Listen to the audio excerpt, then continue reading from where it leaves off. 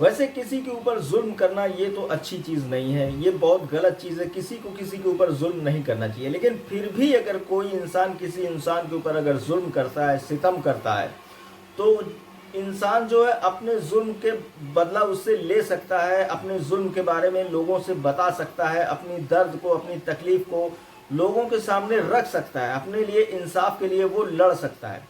लेकिन सोचिए, अगर कोई इंसान किसी बेजुबान जानवर के ऊपर अगर जुल्म करता हो तो ये कितनी शर्म वाली बात है और कितना इंसानियत को शर्मिंदा कर देने वाली बात है कि एक बेजुबान जानवर जो होता है वो ना ही तो अपनी तकलीफ किसी को बता सकता है और ना ही अपना दर्द किसी को दिखा सकता है और ना ही अपने इंसाफ के लिए वो किसी से लड़ सकता है अपने जुल्म के खिलाफ।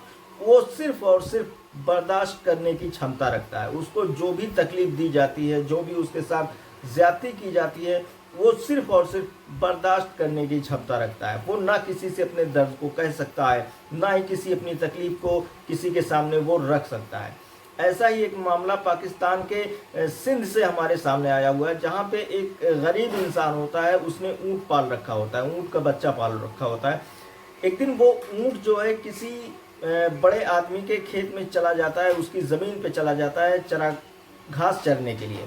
और वो आदमी जिसकी ज़मीन होती है, वो जब उस ऊँट को अपनी ज़मीन में घास चरते देखता है तो उसको इतना गुस्सा आता है कि वो उस ऊँट की लाठी डंडों से पिटाई करता है। उसको बांध के उसकी पिटाई की जाती है। और जब उस आदमी का उस पिटाई करने से भी मन नहीं भरता तो वो आदमी उस ऊँट की दाहिनी टांग काट देता है, काट के बिल्कुल अलग कर देता है। अब आप सोच के देखिए कि जब उस ऊँट की टांग कटी होगी, काटी गई होगी, तो उसको कितना दर्द और कितनी तकलीफ हुई होगी। लेकिन फिर भी उस ऊँट ने बर्दाश्त किया, सिर्फ रोने के अलावा उसके पास कुछ था नहीं।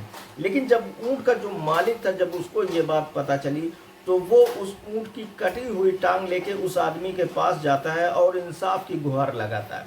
लेकिन वहाँ पे उसकी कोई सुनवाई नहीं होती।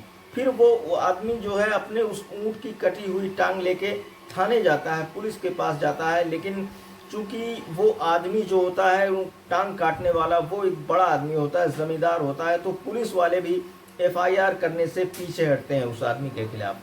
वो जो गरीब इंसान होता है वो ऊँट की कटी हुई टांग लेके वापस आ जाता है। लेकिन किसी ने इस ऊँट की कटी हुई टांग की वीडियो बना के उसको जो है सोशल मीडिया पे डाल देता है। और जैसे ही ये वीडियो सोशल मीडिया पे जाती है, तो जब गवर्नमेंट के पास ये जाती है तो वायरल हो जाती है, तो वो जितने भी आला अधिकारी हैं वो एक्शन में आ जाते हैं। और एक्शन में आने के बाद उस जालिम की, उस जो एक बेरहम इंसान होता है जिसने ऊँट की टांग काटी होती है, उसके खिलाफ एफआईआर होती है। उसको और उसके 5 नौकरों सहित उसको जो है जेल में डाल दिया जाता है। लेकिन बात यहाँ ख़त्म नहीं होती दोस्तों।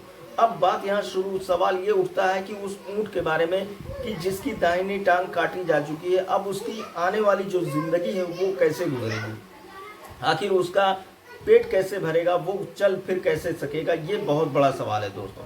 तो इसी को देखते हुए हमारे इंडिया के एक व्यक्ति ने उसको जो आर्टिफिशियल टांग जो है लगाने का ऐलान किया है, लगाने की बात कही है।